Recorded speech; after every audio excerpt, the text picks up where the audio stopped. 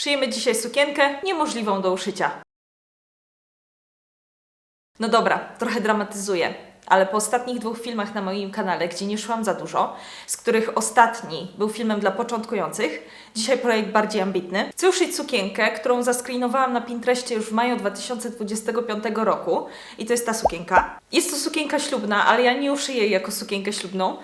Uszyję ją jako sukienkę wieczorową. Nie mam żadnego powodu, żeby ją szyć w tym momencie. Nie mam żadnej okazji, na jaką będę mogła ją założyć. Chcę ją po prostu uszyć dla siebie i chcę się sprawdzić, czy jestem w stanie uszyć tą sukienkę. Zgooglowałam tą sukienkę, okazało się, że jest to sukienka australijskiej projektantki Joanny Johnson. To, co od razu spodobało mi się w tej sukience, to są te intrygujące cięcia, szwy ułożone pod kątem. To, jak ona przepięknie odbija światło. Jest to sukienka zrobiona z jedwabiu. Ja nie będę szyła z jedwabiu. Zaraz Wam pokażę, z czego ją uszyję. Jest wykrojona po skosie na pewno. No i rozkładając ją na czynniki pierwsze, jest to satyna jedwabna, więc satyna ma to do siebie, że w zależności pod jakim kątem ułożycie ten materiał, on inaczej odbija światło. I stąd myślę, ta projektantka osiągnęła ten efekt, że różne elementy tej sukienki różnie odbijają światło. Uzupełniając to, co powiedziałam, satyna to sposób tkania, czyli splot, a jedwab to włókno, czyli materiał, z którego ta satyna jest wykonana. Dlatego mamy satynę na przykład jedwabną, bawełnianą czy poliestrową. Ta sukienka ma też przepiękny tył, odkryte plecy, cieniutkie ramionczka. No i ma tren, bo jest sukienką ślubną, ale ja trenu nie będę robić. Mimo że jest wykrojona ze skosu, no to na tyle ma też zamek. Pewnie dałoby się ją włożyć przez głowę, bo jest wykrojona ze skosu, ale ja też zrobię ten zamek. To, z czego ja uszyję tę sukienkę, jest to satyna poliestrowa w pięknym, śliwkowym, fioletowo-brązowym kolorze. Jest to pościel, którą znalazłam w lumpeksie. Już uszyłam coś z tej pościeli i była to spódnica krojona po skosie z tego filmu. Ja wtedy kupiłam 2 komplety tej pościeli. Nie jest to jakiś szlachetny materiał, więc na pewno, jeżeli ta sukienka mi wyjdzie, no to na pewno nie będzie tak spektakularna jak ta z mojej inspiracji. Pewnie zastanawiacie się, skąd wezmę wykrój. Nie byłabym sobą, gdybym nie spróbowała tego wykroju narysować sama. I tak było. Pewnego wieczoru wzięłam swoją podstawową formę bluzki i zaczęłam sobie rysować. Miałam już wtedy kanał na YouTubie i wiedziałam, że będę chciała nakręcić film z szycia tej sukienki, ale szczerze mówiąc, jak przysiadłam, zaczęłam rysować, zaczęłam manipulować tym podstawowym wykrojem bluzki. Nie mogłam się powstrzymać, nie mogłam tego zastopować i przełożyć na kiedy indziej, bo po prostu jak do czegoś przysiądę, ja muszę to skończyć. Co prawda miałam wtedy w głowie, że jak będę nagrywać ten film z szycia tej sukienki, no to przysiądę jeszcze raz i przed kamerą narysuję ten wykrój, ale szczerze mówiąc, chyba nie jestem w stanie. To było już tyle miesięcy temu, że chyba nie jestem w stanie tego powtórzyć, ale wykrój mam tutaj. Zaraz pokażę Wam wszystkie elementy. Byłam odpowiedzialna i wykroiłam i zszyłam ten wykrój na próbę, żeby zobaczyć, czy jest on dobrze dopasowany. Zszyłam to z pościeli. Były elementy, które musiałam poprawić. Musiałam trochę wykrój zmniejszyć w biuście, bo za bardzo mi tutaj odstawał. Musiałam natomiast poszerzyć w biodrach, bo jakoś tak za wąsko ją wyrysowałam. Ale wygląda to obiecująco, więc jestem naprawdę ciekawa, czy jestem w stanie uszyć tą sukienkę i czy przede wszystkim to, jak będę na moim materiale obracać te elementy wykroju, czy też będzie tak pięknie odbijać światło. Ale jeżeli tak jak ja jesteście ciekawi, czy ta sukienka mi wyjdzie, czy jestem w stanie ją uszyć, to zapraszam do oglądania. Pokażę Wam elementy wykroju. Tutaj mamy element na biuście, który zaznaczyłam sobie przede wszystkim, gdzie jest tutaj góra, gdzie tutaj powinny być ramionczka. Na każdym elemencie zaznaczyłam sobie, jak ma być też ułożony materiał, gdzie mają być nitki proste. Jeżeli chodzi o ten element na biuście, to nitki proste chciałabym, żeby były ułożone tu i tu. Dlatego strzałka wygląda tak. Czyli po skosie będziemy mieli tak. A to dlatego, że dekolt nie chcę, żeby się rozciągał, a na pewno nie będzie się rozciągał, jak ułożę go wzdłuż nitek prostych. Potem mamy drugi element, czyli ten kwadrat na samym środku. On chce, żeby się rozciągał tak, więc nitki proste będę miała tu i tu.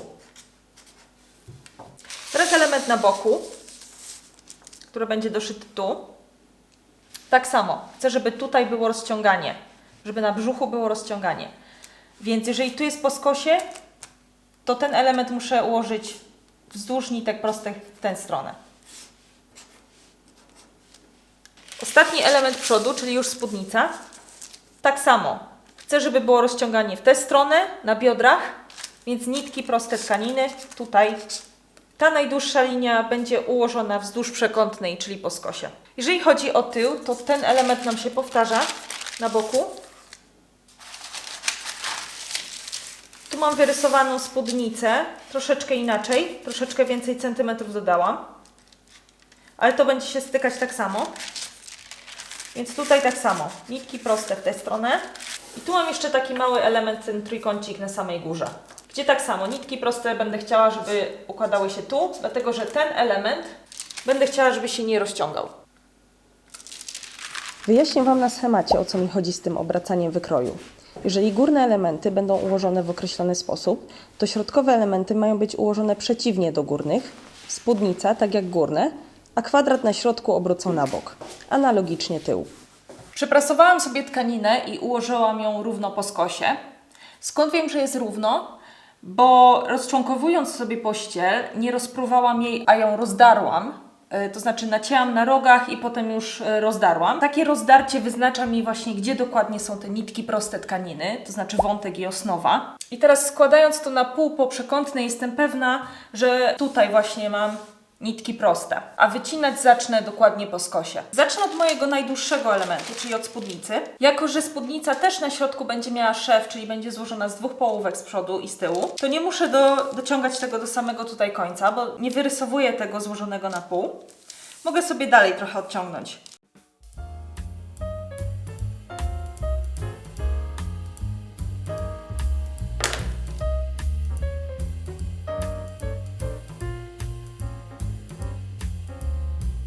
Elementy wyrysowuję sobie od razu z 1-centymetrowym zapasem na szef, bo mój szablon wykroju go nie przewiduje.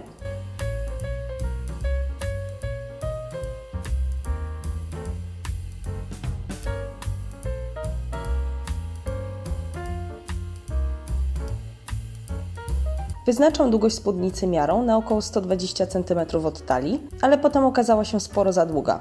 Lepiej tak niż w drugą stronę.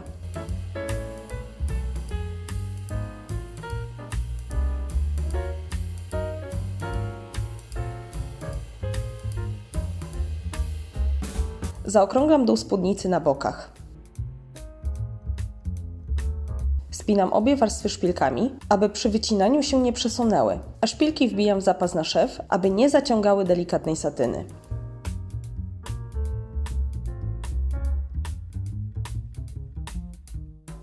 Mam wycięty pierwszy element. Z tego paska, który zostawiłam sobie po skosie, zrobię ramionczka. Jeżeli chcę, aby mój następny element, który będzie się stykał z tym, czyli te elementy po boku, aby światło odbijało się od niego inaczej, to musi być ułożone w drugą stronę. Czyli jak to teraz wycinam w tę stronę, to muszę wyciąć w tę.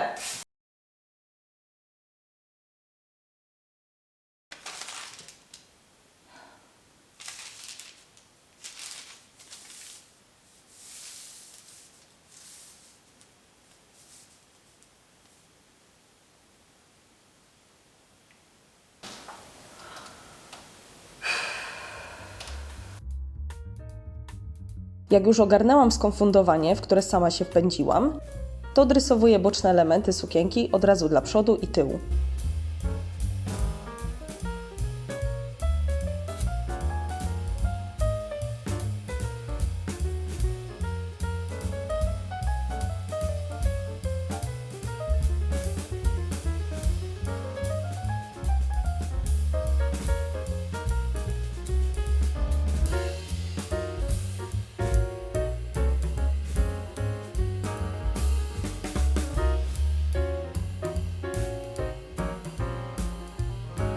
Odrysowując wykrój, skrupulatnie rysuję sobie wszystkie linie, nie tylko linię cięcia z zapasem na szef, ale też linię szycia.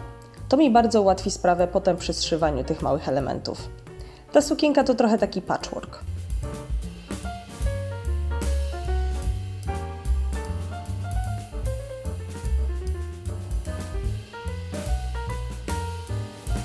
Rysuję również zaszewki na biuście i ten element wycinam w ilości 4 sztuk, bo on będzie w całości podszyty.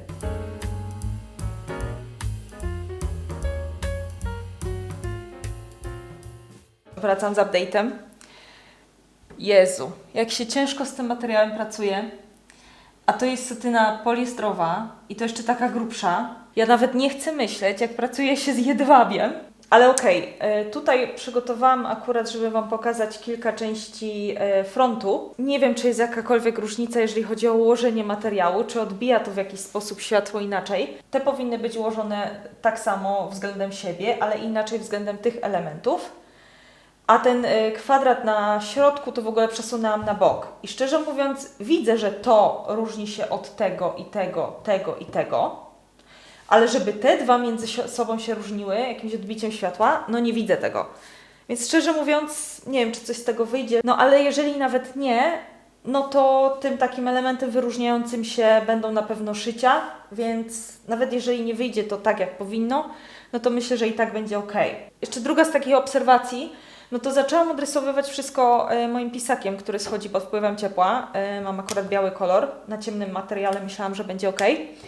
Ale niestety on jakoś tak, no niezbyt był wyraźny, więc przerzuciłam się na kredkę pastelową, białą. Natomiast ona też nie jest jakaś super idealna, więc trochę mam problemy z odrysowywaniem tego. Ta kredka jest dosyć tępa, więc mi ciągnie materiał i te linie nie są takie precyzyjne, jakbym chciała.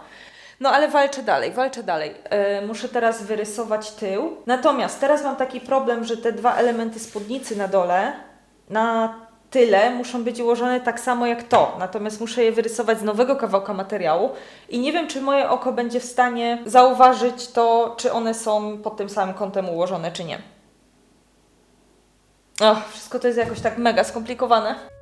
Zauważyłam, że najlepiej odbicie światła widać w mojej kamerze, więc położyłam na stole nowy kawałek materiału i układam sobie przedni element spódnicy pod różnymi kątami, po skosie, sprawdzając, co wygląda właściwie.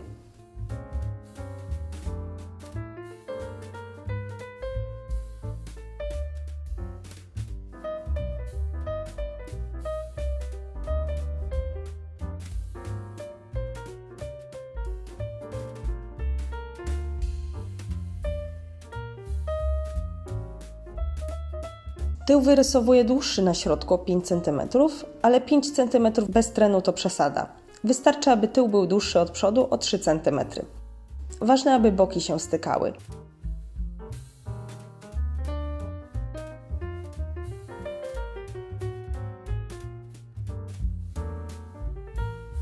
Rozpoczynamy szycie. Specjalnie dla tego projektu kupiłam odpowiedni kolor nici i szycie zaczynam od ramionczek. Szyję je na szerokość stopki maszyny dla ułatwienia, obcinam nadmiar zapasu na szef i wywijam z użyciem przewlekacza pętli.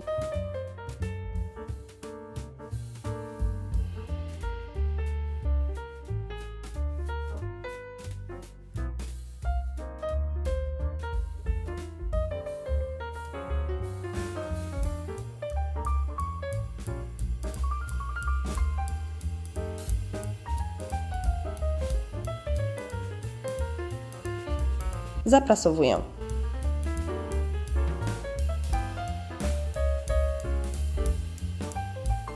Za pamięci od razu przyszywam ramionczka do frontowej części miseczek w górnym rogu.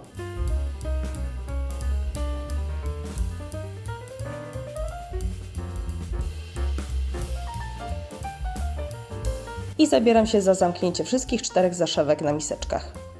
Zaszewki na wierzchniej warstwie zaprasowuję do dołu, a na podszewce do góry, aby uniknąć przesadnych zgrubień.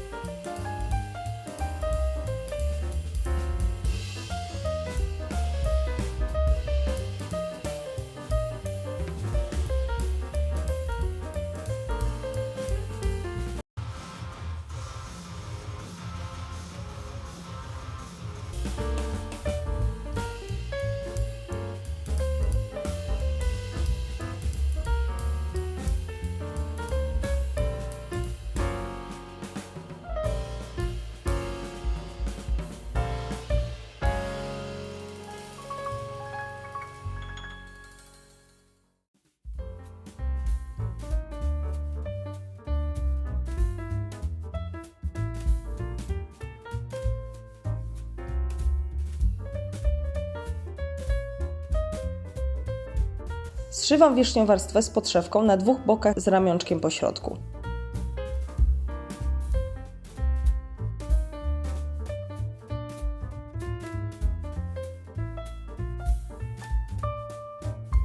Wywracam górne elementy na prawą stronę i zaprasowuję tak, aby szwy nie wychodziły na prawą stronę, a zostały po stronie podszewki. Nie robiłam podszycia brzegowego, bo mi się nie chciało. To są małe elementy, a i tak nie doszłabym maszyną do samego wierzchołka. Przyszywam kwadrat na środku sukienki, pilnując, aby stykał się w wierzchołku z krawędziami obu miseczek. Teraz bardzo się przydają wszystkie linie, na których wyrysowanie poświęciłam czas wcześniej.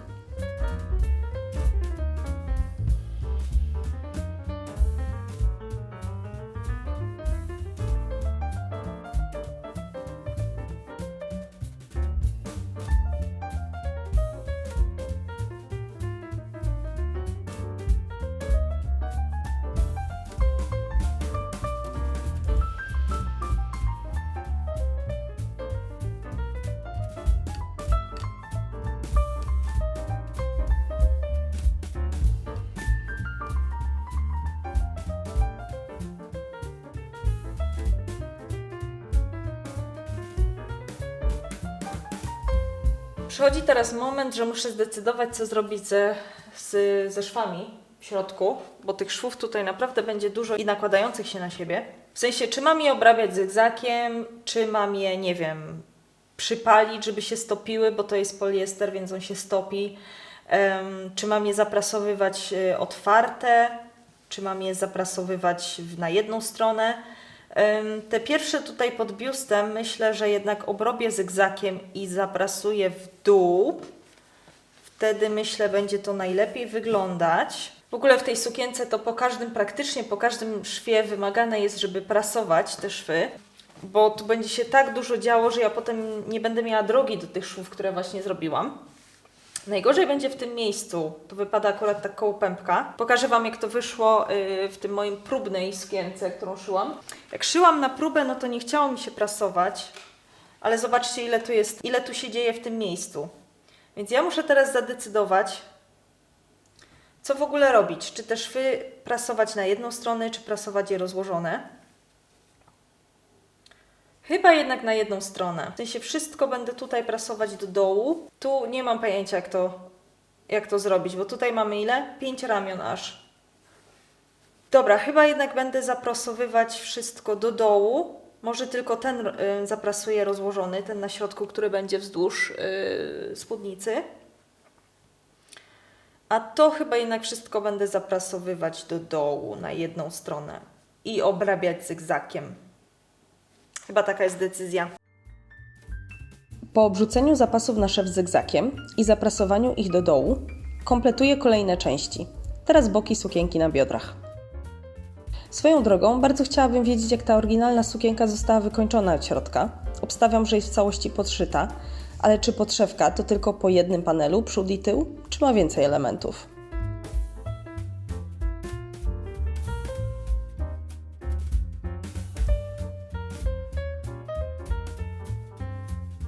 Zaczynam nabierać do kształtów. Zszyłam te elementy, obrobiłam szwy zygzakiem i zaprasowałam w dół, tak jak mówiłam. Obawiałam się, że po zaprasowaniu tych szwów, jeżeli ja tutaj mam obrobione zygzakiem, no to będzie to troszkę odbijać na prawą stronę i tak się stało, ale szczerze mówiąc, dobra. Nieważne, niech już tak zostanie, to naprawdę jest sukienka uszyta z pościeli, z lumpeksu. Jakbym pracowała z jedwabiem, pewnie bym tutaj dużo bardziej się starała. Na razie chyba sobie to odstawię na bok, zajmę się zszyciem spódnicy na froncie. Ten długi szef na środku sobie zszyję.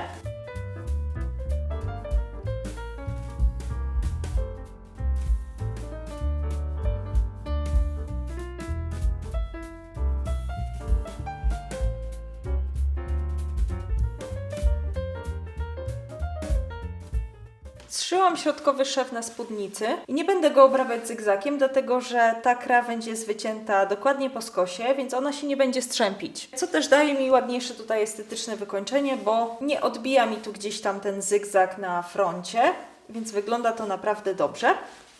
No i teraz pozostaje to doszyć do naszego wcześniejszego elementu.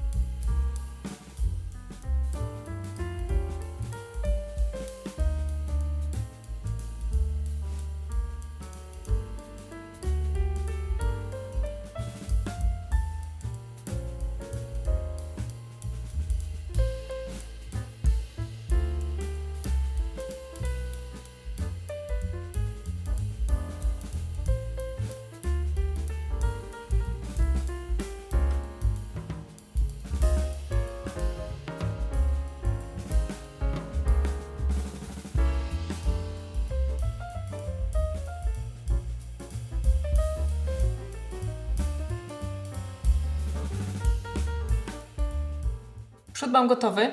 Chcecie zobaczyć, jak wygląda to pięcioramienne skrzyżowanie na przodzie? Pokażę Wam. Wygląda prawie idealnie.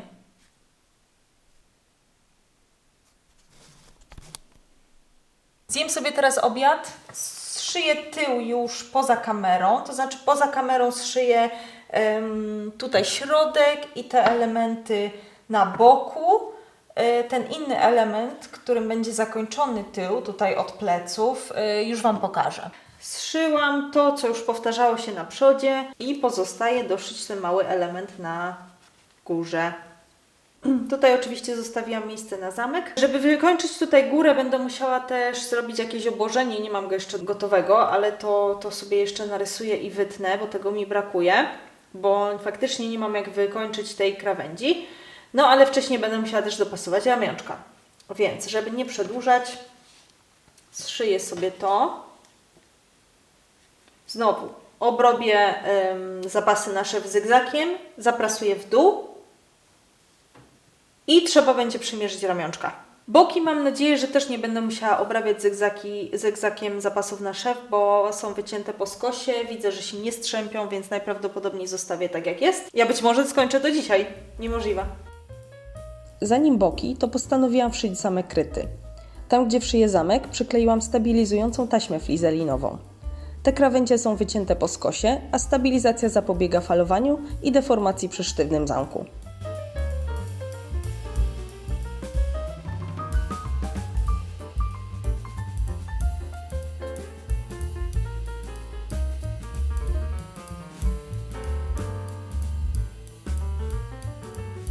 Pierwsze szycie wykonuję z użyciem zwykłej stopki do zamków, potem zamek szyję już stopką do wszywania zamków krytych.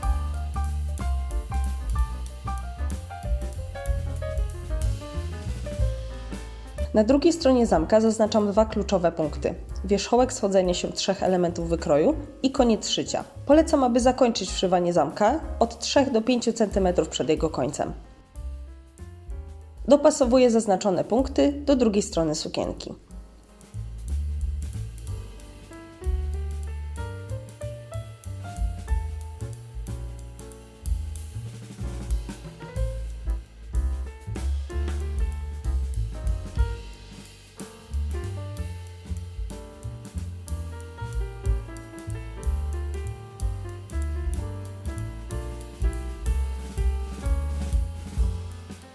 Gdy kończy się nitka w bębenku, to już jest tragedia sama w sobie. Ale gdy dzieje się to przy wszywaniu zamka, brak słów.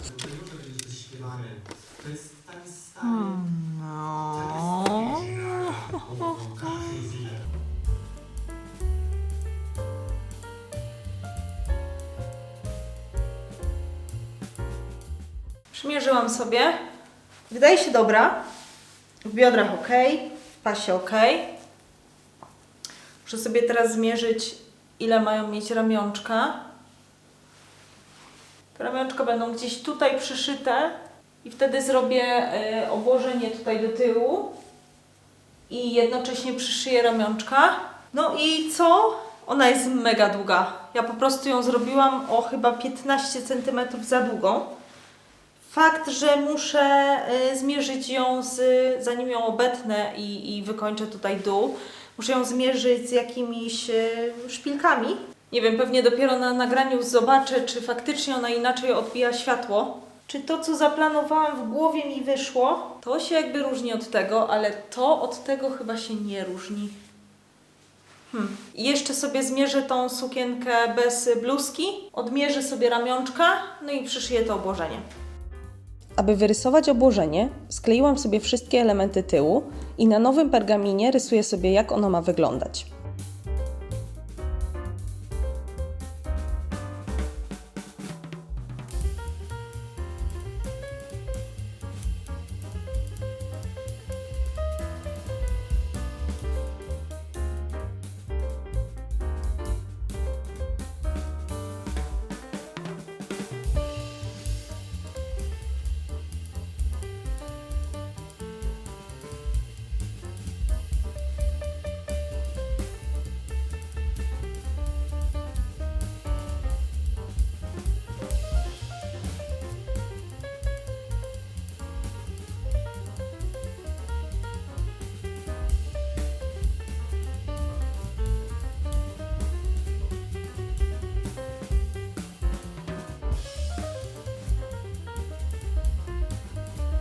Przyszywam obłożenie z przytwierdzonymi ramionczkami w środku.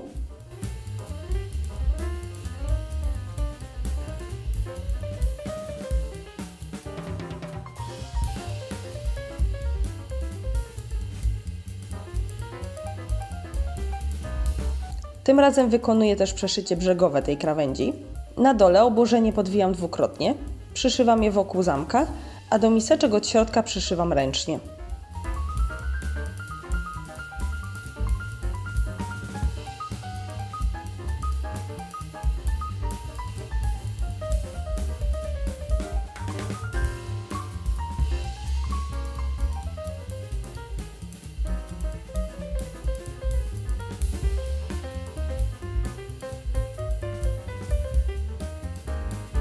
Skracam dół sukienki. Na tyle robię ją o 3 cm dłuższą niż na przodzie.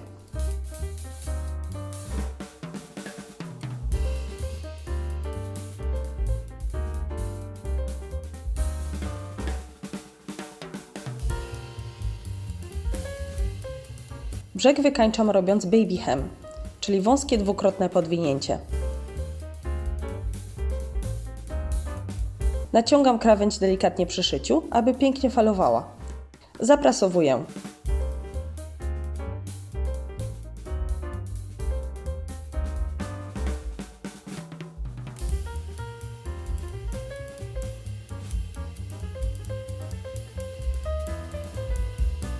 Sukienka jest skończona. Zapraszam do prezentacji efektu końcowego.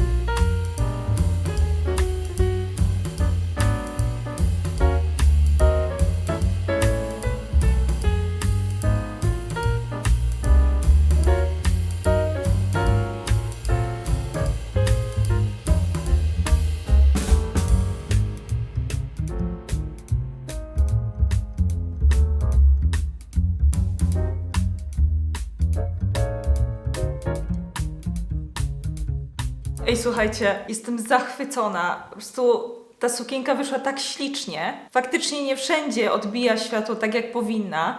Na przykład cała prawa strona mam wrażenie, że została uszyta w ten sam sposób, ale totalnie nie wiem, jak mogłam zrobić to inaczej. Nadal nie wiem, co się wydarzyło i jak to poprawić w przyszłości, jeżeli chciałabym uszyć tą sukienkę jeszcze raz. Sukienka jest przepiękna, w takim trochę stylu art deco, ewidentnie była inspirowana tutaj okresem art deco. Ja uwielbiam art deco zresztą. Ale ten wzór, te intrygujące cięcia to jedno, ale jestem zachwycona, jak ona w ogóle bardzo dobrze na mnie pasuje. Pasie jest idealna, wszędzie jest idealna. Po prostu wow. Ja żałuję, że ja nie mam okazji żadnej, żeby ją założyć teraz. Liczyło mi, ile zajęło mi uszycie jej, bo robiłam to wczoraj i dzisiaj. Wczoraj poświęciłam na to 10 godzin, dzisiaj jeszcze powiedzmy tak z godzinkę półtorej myślę. No ale mając na uwadze, że ja wcześniej już wyrysowałam wykrój i szczerze mówiąc nie liczyłam czasu, jaki zajęło mi wyrysowanie tego wykroju, czy obmyślanie tej konstrukcji, czy nawet uszycie tego prototypu, bo to też wszystko się liczy. Więc na pewno kilkadziesiąt godzin nad tym spędziłam, ale kurczę, było warto. Jestem naprawdę zachwycona i wow!